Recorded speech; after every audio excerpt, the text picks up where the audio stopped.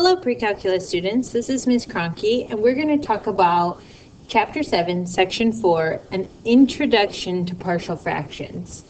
Basically, the goal of partial fractions is to write a rational expression as the sum of two or more simpler rational expressions.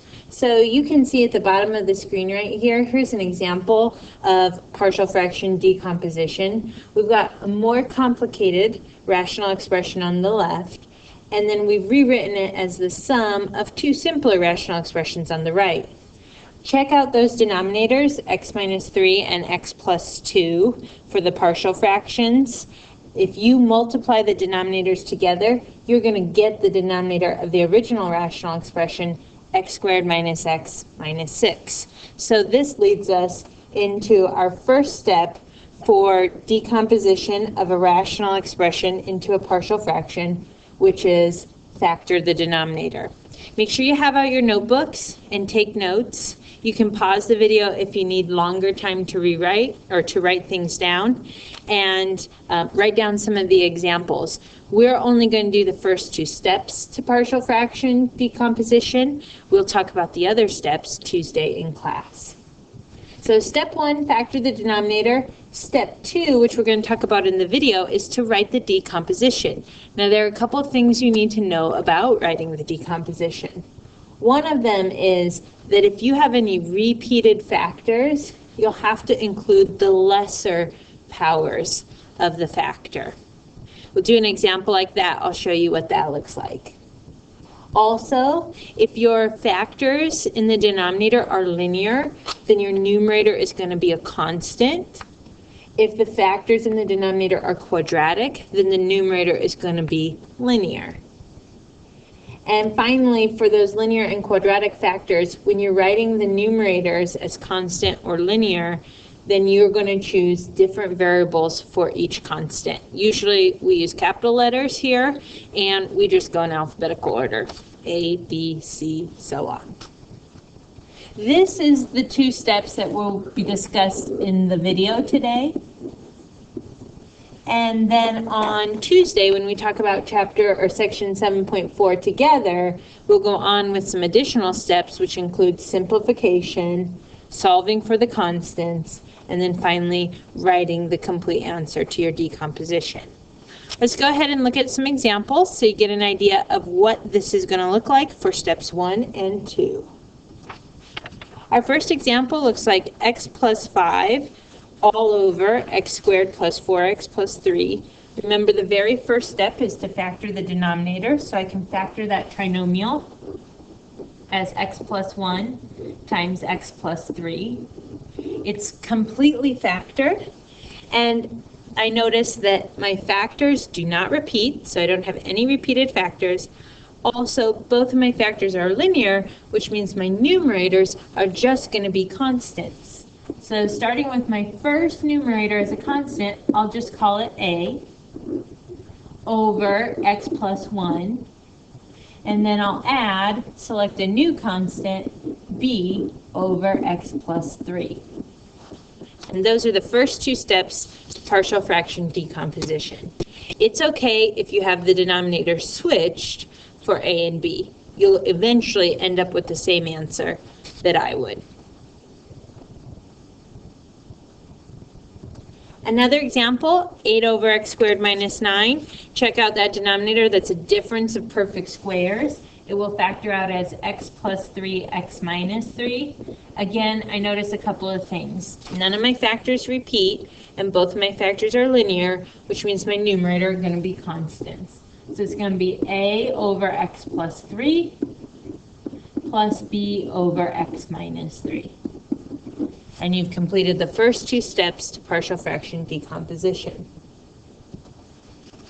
Let's try another one. X squared minus 1 all over x cubed plus 5x squared plus 6x. Step 1, factor the denominator. Notice in this denominator we have a greatest common factor of x, leaving us with x squared plus 5x plus 6. Make sure you factor completely if possible. This quadratic will factor out to be x plus 3, x plus 2. And again, I can look at the three factors at the end. Notice they are all linear, none of them repeat. So I can break it up as a over x plus b over x plus 3 plus c over x plus 2. I introduced a third constant c since I had three different factors. Now we'll get to an example that's a little bit different. 2x plus 1 over x squared plus 8x plus 16. Step 1, factor your denominator.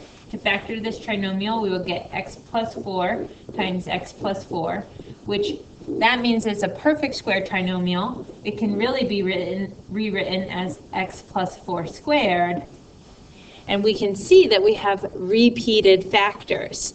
Remember that for repeated factors, you have to include the lesser powers of the factor when you write out the decomposition. So this is going to look, notice they're both linear, something like this.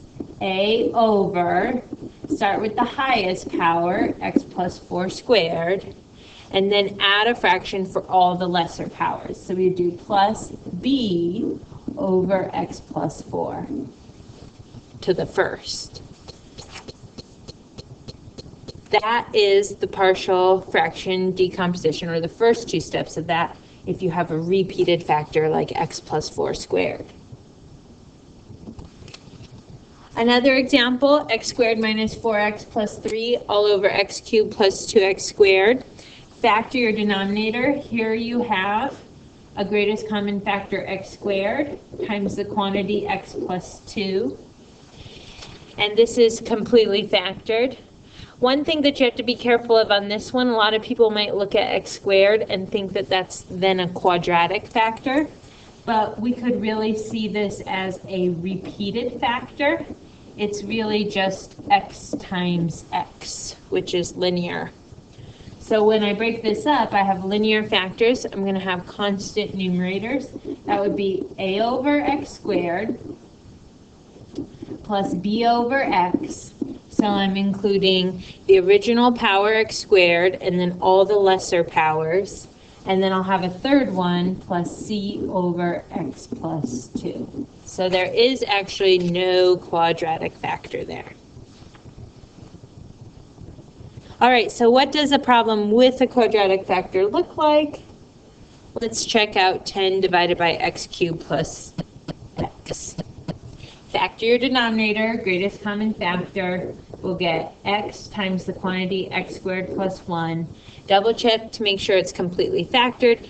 X squared plus 1 does not factor any further. So we now have one linear factor where our numerator will be a constant, and one quadratic factor where our numerator should be linear. So this is how I'll write it out. For my linear factor, same as always, a over x.